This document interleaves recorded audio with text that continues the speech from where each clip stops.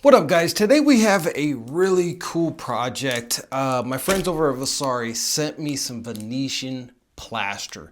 We're getting ready to do the bathroom, and as you can see, the second part of the tiny cabin is not done yet. However, the bathroom is ready for plaster. It's got the shower, it's got the tile, everything is ready to go. So we're gonna plaster the shower, and we're gonna plaster the rest of the shower area as well. So I'm gonna show you all that. But what I got is some of their really cool. Now over here at Vasari they do have a few different options. I went with the Marmorino. This is kind of the middle ground between a really rough finish and a really high sheen, almost glassy look.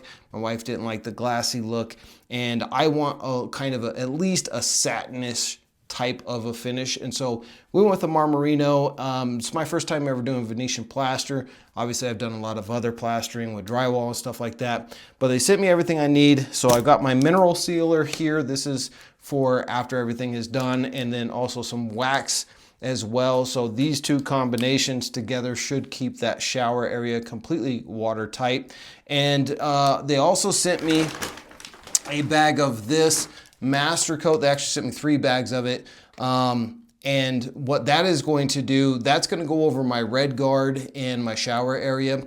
This is going to create a base layer for the Marmorino to go over, just so that it doesn't crack or whatever. So we're going to do the Master Coat first. Now the Master Coat, you do have to wait 48 hours, apparently, between coats, and it needs at least 2 coats. So I'm going to do 2 coats, and then I've got to wait 48 hours, and then I got to do the second coat and then wait 48 hours. So unfortunately, we're going to be doing some bird baths out here on the ranch. Fortunately, we have no neighbors anywhere near us.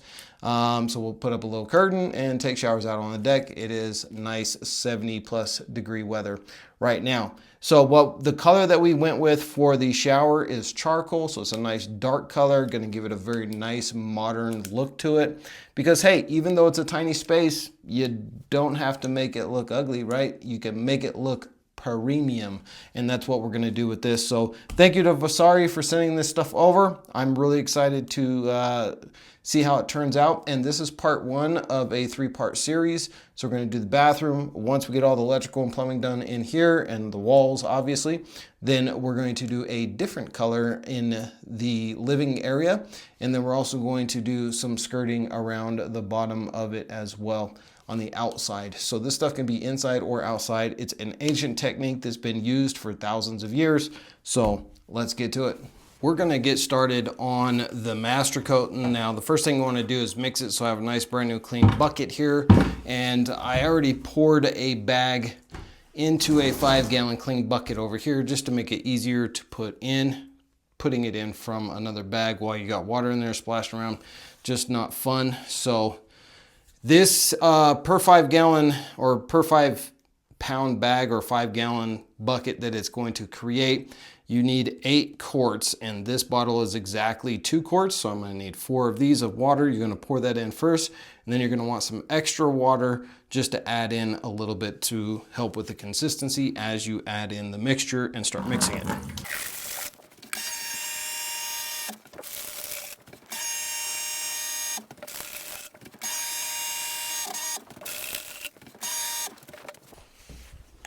Okay, so I got my 8 quarts of water. I'm ready to start adding some mixture. So I'm gonna just throw some gloves on because this is limestone, and it's kind of like concrete, dries your skin out.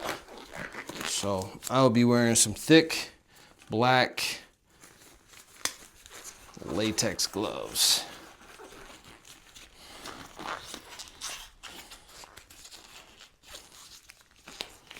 Now for this mix, because you are going to be doing 5 gallons at a time, you do want to make sure that you do have a heavy duty drill. So I have this rigid drill that I picked up from a box store. Does a really good job. It is corded. If you just try to do this with a cordless, impact driver or something, it's not going to be powerful enough.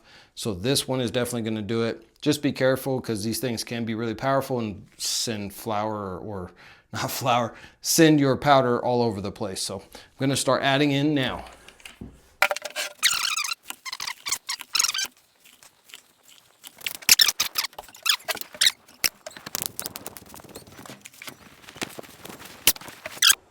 This is about the texture that you're looking for here.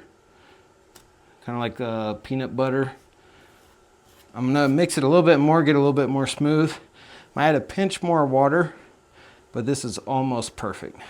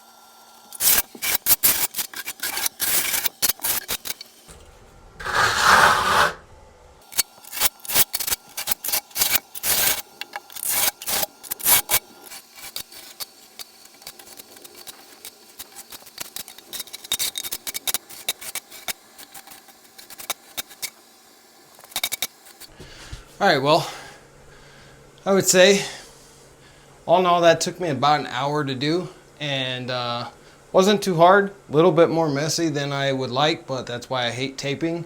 It's kind of the same premise here. You're just mudding the entire wall.